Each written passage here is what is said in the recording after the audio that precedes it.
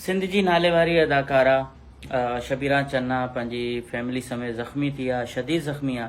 मूंखे अफ़सोस आहे त जेका सकाफ़त खातो आहे उन सिर्फ़ु हुनखे 2 लख ॾिना आहिनि। इहा वॾी, हालांकि उन्हनि वॾी माना दिलि गुर्दे जी ॻाल्हि कई आहे, वॾी हिमत कई आहे, पर जंहिं तरीक़े जो एक्सीडेंट आहे, जंहिं तरीक़े जो इन एक्सीडेंट खां पोइ जा ख़र्च आहिनि, उन जे लाइ घटि में घटि मुंहिंजे ख़्याल में 10 लख रुपया हिननि खे ॾियणु खपनि।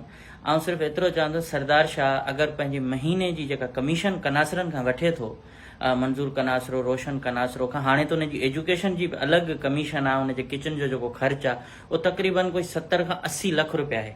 माना 70 खां 80 लख रुपया त आउं घटि में घटि थो ॿुधायांव, करोड़ खां मथे हूंदो। वरी उनजा छाड़ता आहिनि, उनजा ॿिया माण्हू आहिनि, इहे सभु जा सभु कमीशन वठनि था, के 10 लख वठनि था, के 15 लख वठनि था, के 20 लख वठनि था।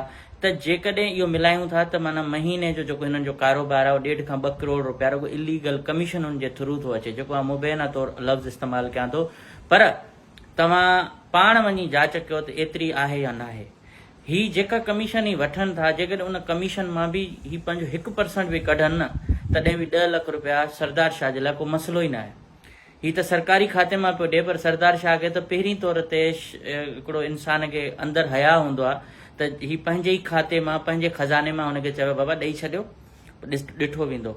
ही चवनि था पीपी वारा त असांजी हुकूमत बहितर आहे, सहूलियतूं बहितर आहिनि, सभु कुझु बहितर आहे, त पोइ मुआवज़ा छाजा आहिनि?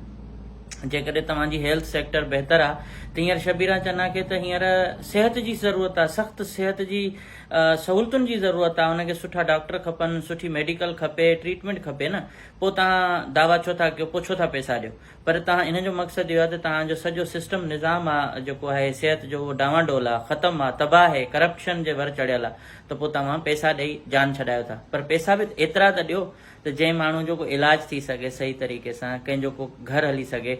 सिर्फ़ु इन में सुयूं, दवाऊं, टाका इहे त कोन, इन में खाधो पीतो, जंहिं घराणे वटि वीचारनि वटि एतिरा पैसा हुजनि हा त पोइ ही मुआवज़ो छो वठनि हा?